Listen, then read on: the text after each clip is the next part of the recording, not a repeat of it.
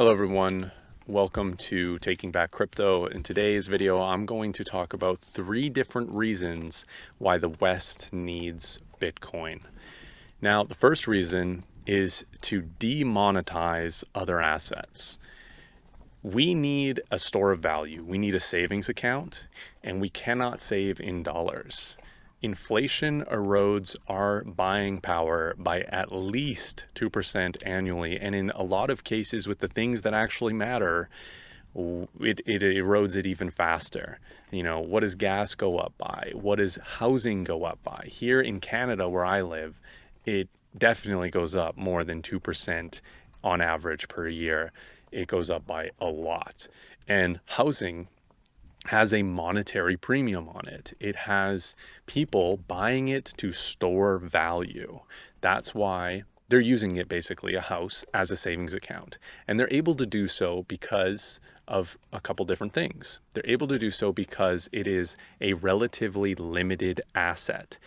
It takes a while to build more housing, and the influx of population can offset the increase of housing. So in that way, it can become sort of a limited asset. The other reason is because you are able to short the dollar. If you know that the dollar is losing purchasing power every day or value every day, then if you take out debt, then that debt is also losing its value every single day as well. So you can increase your value by increasing the amount of debt you have, which you do very easily with housing. It's really a lot easier to get a low interest debt from a mortgage than it is from basically any other type of debt besides, you know, maybe credit cards, but that's high interest, which defeats the purpose of shorting dollars. It is basically incalculable, but we do a lot of activities that we probably wouldn't if we had a better currency, if we had a currency that didn't inflate, if we actually felt like our dollars were worth something over the long term. We would probably reduce our spending, our consuming, and therefore our impact on the world, you know, we would lower our impact on the environment by a lot. And these things are incredibly hard to calculate. And there's been no studies basically done on that. But I have a theory that the environmental impact of inflation is worse than the environmental impact that Bitcoin mining has on the world. So we'd be able to offset the environmental causes of all the energy use of mining, which comes into my second point, which is Bitcoin mining. In North America, in the Western world, we need Bitcoin mining. You can look at Texas as an example. Bitcoin miners can shut off basically within a minute. They lose nothing by doing so. They're not in the middle of a process. When an iron smelter or steel smelter needs to go offline, they can only do so for a certain amount of hours because they will be in the process of melting ore and creating steel in this example. And they can only do so for so long before they have wasted the amount that they're in production of. So they need to come back online, and they use energy when they're online. So Bitcoin miners can shut down really easily, which means they can reduce their demand on the grid. Now, the grid, the current grid we have, is a lot less stable than people realize it is. And there are some very important people. Basically, their only job is to keep the grid stable. This is their main thing that they do. And I'm planning on doing this video as well, but talk about why the global majority, basically what people refer to as the global south or developing world, they need it even more, because if you ever go to any of these areas, they can have a lot of grid problems, and that's because it's very difficult to moderate and equalize the grid demand and supply of electricity. Now, Bitcoin miners can basically become a when there's too much electricity, they can absorb that. They're like a battery in the way where a battery demands electricity in to charge, and then a battery can, the way they're not like a battery is a battery can then put that energy back out. Now, a Bitcoin miner can't do that, but they can do the first part. They can demand energy, and then they can stop demanding energy. So they have this ability to turn on and off almost like a light switch, but for a huge amount of electrical demand. So in Texas, they have been able to balance their grid with Bitcoin miners, and there are a lot of reasons why this is going to become more and more important in the Western world. The Western world is quickly adopting renewable energy in a large fashion, and we need to be able to balance the grid to be able to onboard more renewable energy. Now, electrical grids, when there is a lot of sun and you have built a solar farm, or there's a lot of wind and you have built a wind farm, that is going to kind of come on by nature's sort of will, right? We can't control the wind, we can't control the sun. We have to control the grid, which I mentioned, these are very important people.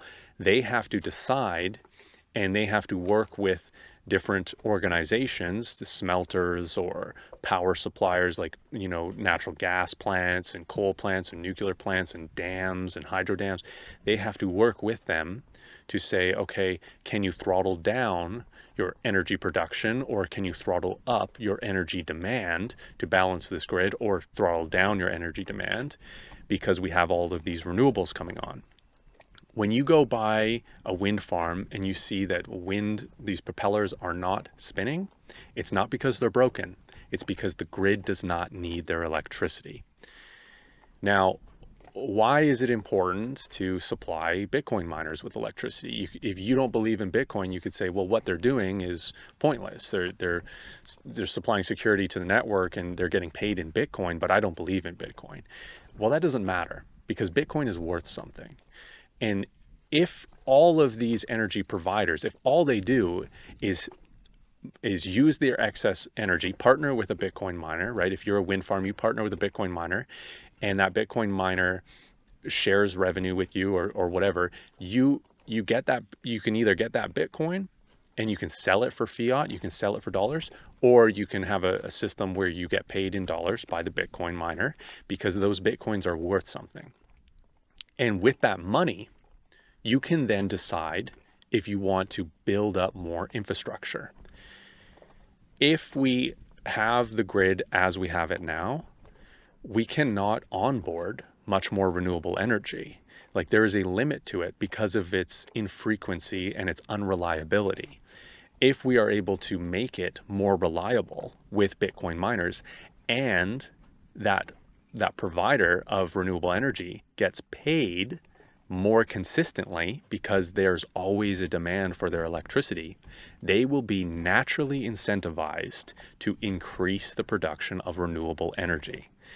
And as they increase it, it becomes more and more stable, it becomes more and more usable in times where there is demand for it and the grid is able to accept it, which means the less usage of fossil fuels. So this is a net positive for the environment. There is a lot of basically FUD, fear, and basically like mainstream manipulation of media from the past about Bitcoin miners' energy usage. And this is a quickly developing space where basically the trajectory of Bitcoin being mined by renewable energy is quickly going up. Just 4 years ago, I think it was roughly 30% of Bitcoin being mined by renewable. Now it is 57% of all Bitcoin is mined by renewable energy. And that's because renewable energy is actually really cheap. Solar panels are really cheap. Wind is really cheap. Hydro is really cheap. But because of its unreliability, we have had to use coal and other sources of energy.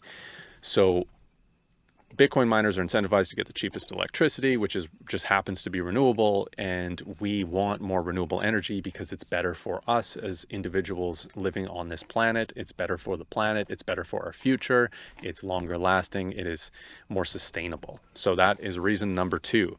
Now, reason number 3, you're going to think that this might not apply to you, but it does.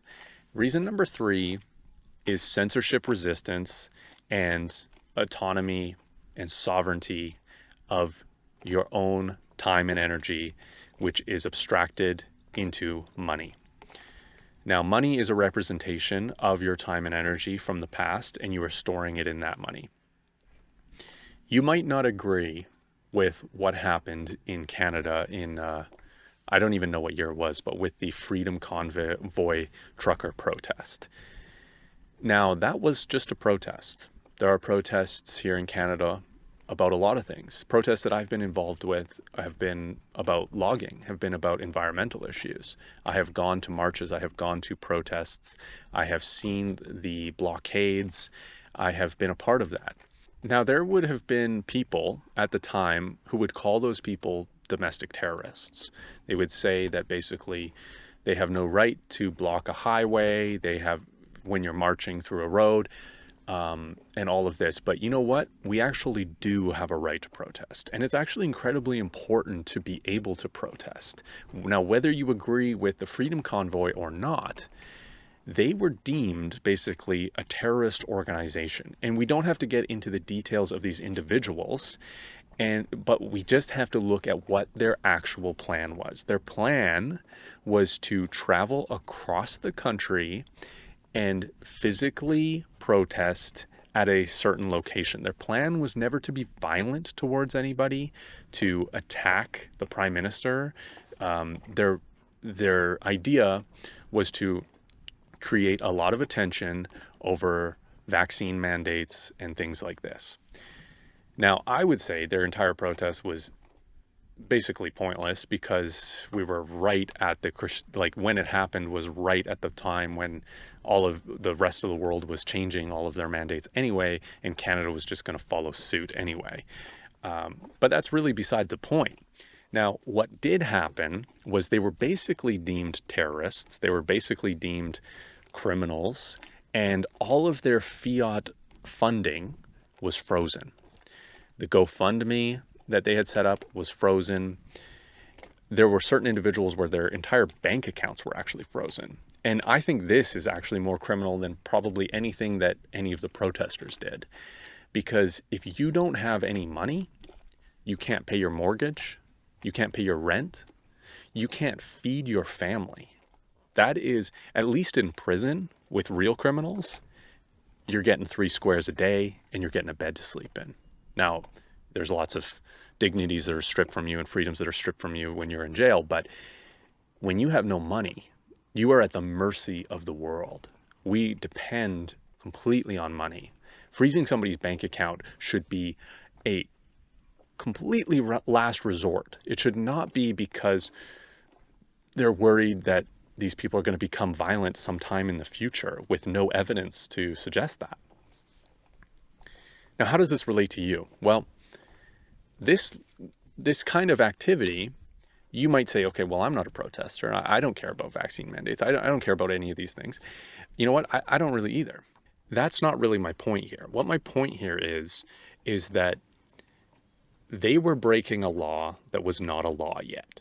They were breaking the rules that were not known rules. The game can change on you before you realize that you're even playing the game. So as an insurance in North America and in the Western world, you should own something that you can take with you, that you can use without permission from a government. Because the way the world is going is there is more and more need for that. We don't know the future. The future is uncertain.